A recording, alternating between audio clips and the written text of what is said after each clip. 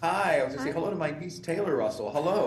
I know. Are we long lost cousins I or something? Maybe. we may be because not only funny, you do look like members of my family, and that's no joke whatsoever.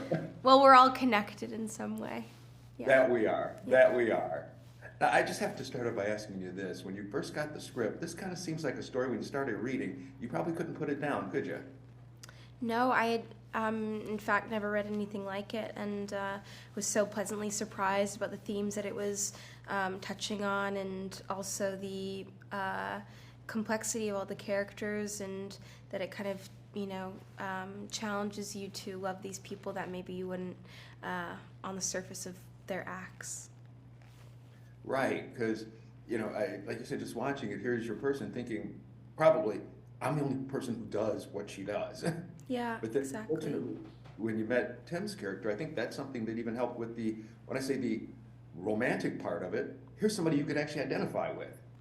Yeah, and who, comes in her life in a pretty profound way, and that she hasn't ever felt accepted or even known the truth about who she is, and he's illuminating a lot for her about their affliction and condition, and also that there's absolutely nothing wrong with who they are, and that maybe even though they can't live in the way that most other people do, there is still a way to live, and I think that sort of divine acceptance is something that's very important. Oh, absolutely. And something else with the people who I watched the film with, we were talking about how sometimes you see other, like, when I say horror movies, you'll see a vampire, you think, okay, that's pretty scary, but that's not, somebody who's going to be real. This almost comes across where you're thinking, man, something like this could possibly almost be real, which even makes it more horrifying.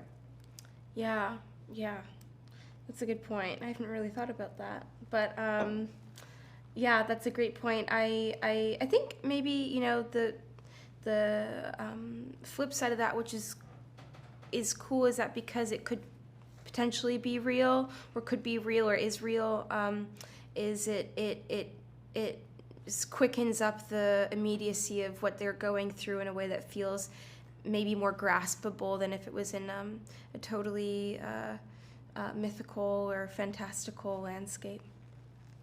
No, no, that's for sure. And I mean, it does. It keeps you riveted. It keeps you watching and continuing. Really, because we all want to find out too, which makes it even great as far as a movie. Just like, okay, I got to see and figure out what's going to happen here. Oh, well, I'm glad. Good, I'm glad. All right. Well, Taylor, I'll make sure all the Russells here in Michigan get out and see our family member in this Yes. movie. Yeah, tell them, go see the cousin in the theater. That's right. That's right. And they'll all go, and honest to God, they'll be going, is she one of our family members? Yeah, Who she knows? is. She Yeah. is. Yeah, She is. claim it. There you go. Niece Taylor, thank you so very, very Thank you much. so much. Nice to meet you, Greg. Hi. Hi. I made the joke. Thank you for having Taylor in the movie. I call her my niece because we have the same last name, and it is always Russell. there. You go. Always good to see that. I gotta ask you, this just had to be when you got the project or the script, just had to be something really fascinating for you because it's such a unique story. Well, when it comes with David Kajanic, the writer is always for a ride when it comes to unique stories. It was just a beautiful, tremendously beautiful script about the disenfranchised, about the impossibility. It was so smartly written as a road movie, and he really worked with the anxieties that could kind of come with the horror of what it's the premises.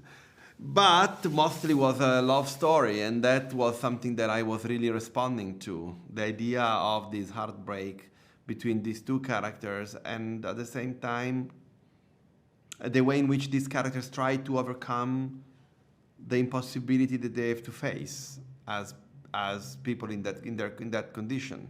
So it was really, really ambitious and absolutely inspiring.